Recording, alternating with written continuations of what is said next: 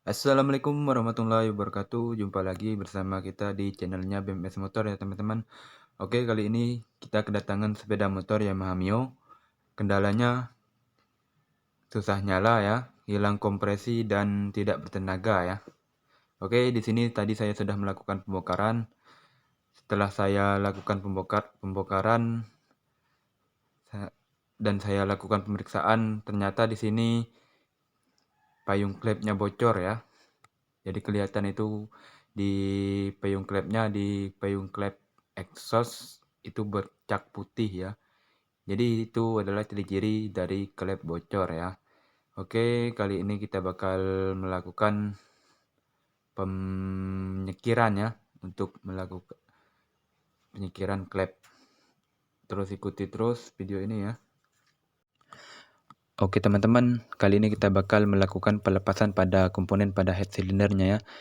Di sini kita menggunakan baut 12 ukuran panjang dan sudah kita gunakan mur 12 juga, kita gunakan trackernya juga ya. Oke, caranya kita masukkan mur 12 tersebut ke dalam baut 12-nya ya. Dan kita masukkan baut 12 ke dalam as pada rocker armnya ya. Jadi pada as pada rocker arm tersebut sudah ada jeratnya ya. Caranya kita masukkan baut 12 tersebut.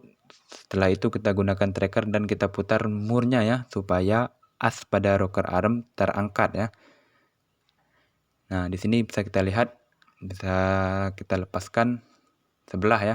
Jadi kita lakukan pelepasan juga pada as pada rocker armnya yang sebelahnya juga ya, kita lepaskan. Sama, caranya juga sama, masukkan baut 12-nya, lalu kita gunakan tracker dan kita putar murnya ya. Di situ bisa kita lihat baut 12-nya keangkat ya. Bersamaan juga pen pada rocker arm terangkat. Jadi supaya kita bisa melepaskan rocker armnya ya. Nah, bisa kita lihat baut 12-nya juga sudah terangkat. Lalu kita cabut pennya ya. Setelah itu kita lepaskan pelatuknya ya. Oke, sama di bagian noken asnya juga kita lakukan pelepasan, caranya juga sama. Kita putar dulu baut 12 dan kita putar murnya ya. Oke, kita tahan baut 12-nya menggunakan T-nya. Oke, setelah itu kita lakukan pelepasan pada pegas klepnya ya, supaya kita bisa melepas payung klepnya untuk kita sekir ya. Perhatikan juga kuku klepnya jangan sampai hilang ya. Oke, sudah terlepas payung klepnya sudah kita. Oke teman-teman, kita lanjut ke proses penyekiran klepnya ya. Jadi di sini kita lakukan penyekiran menggunakan bor ya. Untuk cara sekirnya juga bisa menggunakan dengan cara manual ya. Jadi untuk pemula saya sarankan untuk menggunakan cara manual dulu ya. Karena kalau sampai menggunakan bor nanti belum terlalu paham bisa menyebabkan payung klepnya terlalu aus ya. Jadi ketika kita lakukan penyekiran menggunakan bor ini juga kita harus memperhatikannya ya. Jangan sampai payung klepnya terlalu aus ya. Karena kalau sampai terlalu aus, payung klepnya nanti bisa menyebabkan kebocoran lagi ya. Dan kita harus melakukan pergantian lagi pada komponen pada payung klepnya ya. Dan kita harus menambah biaya lagi ya. Jadi kita harus perhatikan juga ya pada saat lakukan penyekirannya ya. Oke teman-teman, setelah kita lakukan penyekiran, jadi kita harus membersihkan seluruh komponen dari head cylinder ya. Di sini sudah saya lakukan pembersihan ya. Jadi kita bisa melakukan proses perakitan komponen pada head cylindernya ya. Oke teman-teman, kita lakukan proses perakitan pada komponen pada head cylindernya ya. Di sini juga saya mengganti seal clamp-nya ya. Karena setiap kali melakukan proses penyekiran saya sarankan harus melakukan pergantian pada seal clamp-nya ya. Dan gunakan juga seal clamp yang ori ya. Karena kalau seal clamp yang biasa udah sering saya temukan seal clamp-nya jadi kaku ya dan keras. Dan juga bisa menyebabkan kebocoran ya. Oli jadi masuk ke dalam ruang bakar dan motor kita bisa ngebul ya atau berasap ya. Jadi saya sarankan untuk lakukan pergantian seal clamp menggunakan seal clamp yang original ya. Oke, kita lanjut ke proses pemasangan payung clampnya ya. Oke, lalu setelah kita pasangkan, kita lakukan pengganjalan ya. Di sini saya ganjal menggunakan tisu yang sudah saya padatkan ya. Dan kita lakukan pemasangan pegas klepnya ya. Di sini saya menggunakan posisi yang rapat, saya pasangkan di bawah, untuk yang renggang saya pasangkan di posisi atas ya. Oke, setelah itu kita lakukan penekanan pada tutup pegasnya ya, dan perhatikan juga kukunya harus benar-benar rapat ya ke as pada payung klepnya ya. Nah, di sini kita pasangkan pernya di posisi yang rapat di bawah juga ya, sama ya. Dan kita pasangkan tutupnya, lalu kita tekan ya. Perhatikan juga kuku klepnya harus benar-benar rapat ya ke asnya.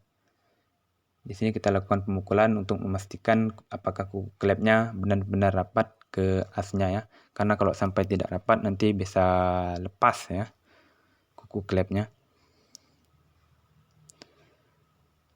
Oke, setelah itu kita lanjut ke proses pemasangan pada noken asnya ya. Oke, sebelum kita pasang noken asnya, kita kasih pelumas dulu ya. Di sini saya menggunakan oli ya. Olinya oli baru ya. Jadi olinya oli mesin yang bekas saya tampung ya, yang ada di botolnya. Lalu kita pasangkan noken asnya ya.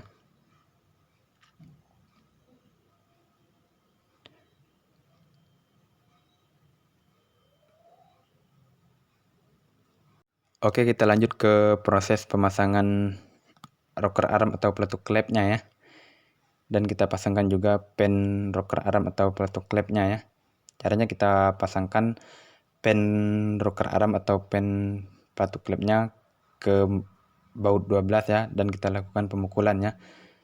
Untuk posisi rocker arm atau peletuk klepnya bebas ya. Untuk di Yamaha Mio ini tidak apa-apa terbalik ya, untuk karena rocker armnya sama ya, beda dengan di motor Honda ya. Kalau di motor Honda seperti Honda Beat itu rocker armnya tidak boleh kebalik ya, karena kalau sampai kebalik, kalau di Honda Beat nanti nggak bisa langsam dan di stasioner juga keras ya. Untuk di Yamaha Mio ini bebas ya, yang penting rocker arm atau peletuk klepnya bisa bergerak bebas dan nggak seret ya nantinya.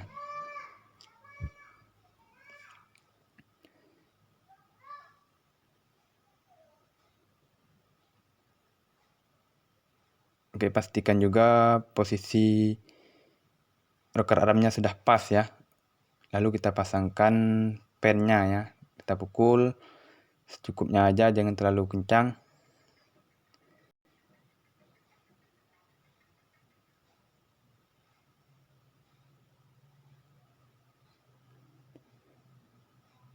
Oke, setelah kita lakukan pemasangan,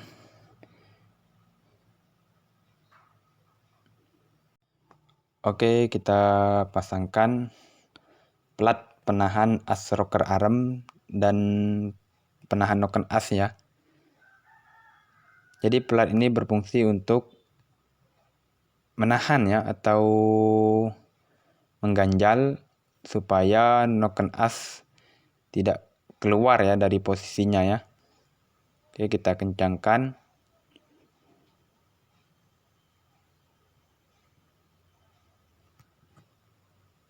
Oke teman-teman, kita lanjut ke proses perakitan mesinnya ya. Di sini kita pasangkan packing head silindernya ya, dan kita pasangkan juga head cylinder atau dekselnya ya. Posisikan dulu rantai ketingnya dan kita masukkan head silindernya ya. Pastikan harus benar-benar rapat ya. Dan kita lakukan pemasangan ring dari mur pengunci deksel ya atau head silindernya ya. Oke. Dan di sampingnya juga ada baut 8 panjang ya, kita pasangkan. Dan kita lakukan penguncian dengan cara menyilang ya. Jangan sampai sejajar karena takut nanti kalau dilakukan penguncian dengan sejajar, takutnya permukaan dari head cylinder dan silinder tidak rata ya. Kita kencangkan juga baut 8 di sampingnya. Setelah itu kita lanjut ke proses pemasangan gear timing ya. Oke.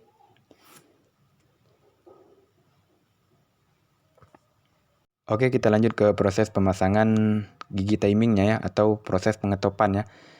Sini kita harus perhatikan posisi garis dari gigi timing harus sejajar dengan posisi cowakan yang ada di head cylinder ya.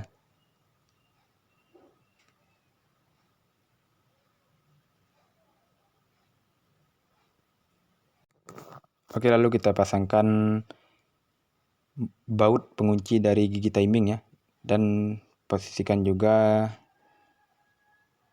ring mangkoknya ya. Lalu kita lakukan pengencangan.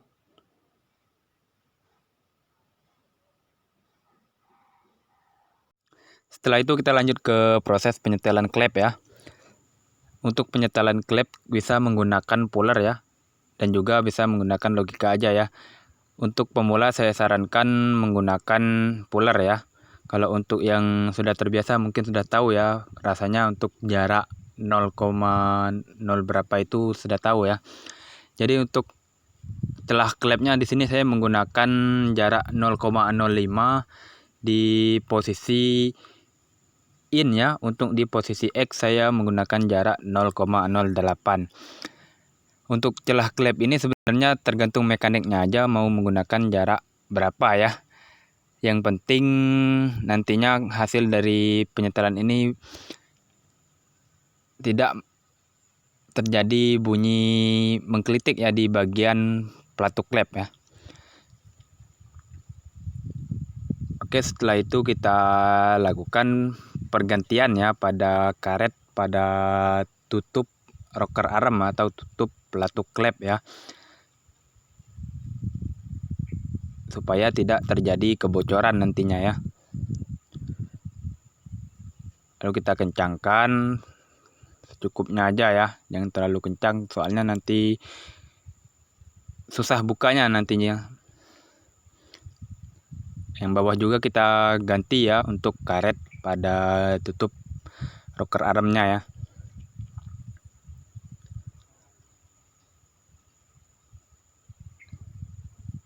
Dan juga kita lakukan pergantian ya pada karet pada tutup gigi timing ya.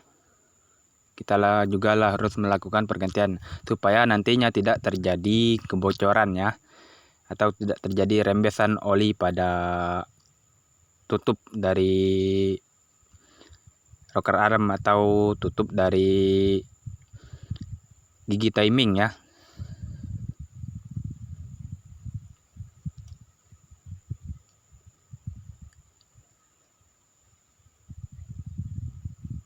Kalau kita baru selesai baru kita gantikan menggunakan karet yang baru, tidak perlu kita menggunakan lem juga ya teman-teman, karena karetnya sudah kita ganti baru ya.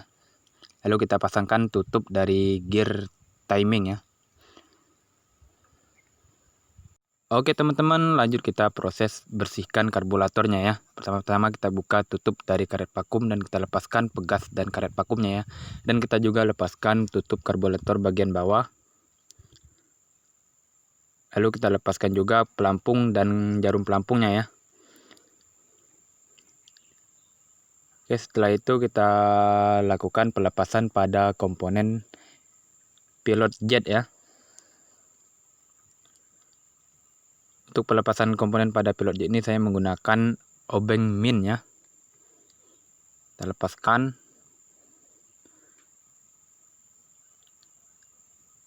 Untuk main jetnya juga kita lepaskan ya. Kita lepaskan menggunakan kunci nomor 7 ya. Lalu kita lakukan pencucian ya. Kita cuci komponen-komponen dari karburator. Untuk pencuciannya, karena karburator ini tidak terlalu kotor, berhubungan karburator ini juga masih baru ya kata konsumen, baru saja diganti ya. Tapi motornya masih saja tidak normal ya. di starter nggak mau, dan nyala ketika dingin itu susah ya. Kita cuci secukupnya aja. Kita cuci semua komponen dari karburator ya, dari mulai main jet, pilot jet, pelampung, jarum pelampung, tutup karburator bawah, tutup karburator atas, dan pegasnya ya. Untuk karet vakum tidak perlu kita cuci ya. Kita cuci sebersih mungkin, kira-kira sudah tidak ada lagi kotoran yang menempel ya.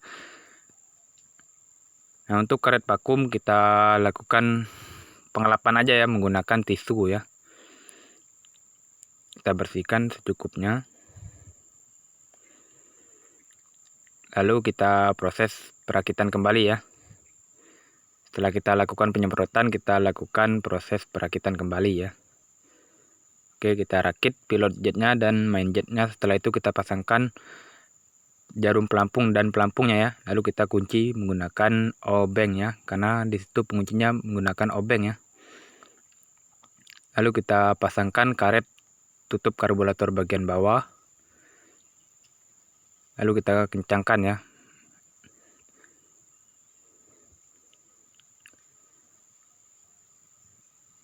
Oke, setelah itu kita pasangkan karet vakumnya ya. Oke, lalu kita pasangkan pegas dari karet vakum atau pirnya ya. Lalu kita pasangkan tutup karburatornya ya.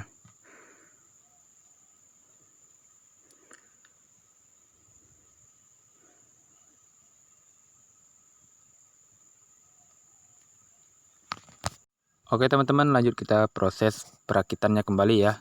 Kita pasangkan dulu kabel joknya ya. Oke, setelah kita pasangkan, lalu kita kencangkan ya. Kita kencangkan menggunakan kunci ring 10 ya, atau kunci pas 10. Lalu kita pasangkan kabel gasnya ya. Lalu kita lakukan pengencangan menggunakan kunci nomor 12 ya, kunci ring pas 12 ya. Setelah itu kita pasangkan karburatornya ya. Kita pasangkan karburator ke intake dari karburator ya.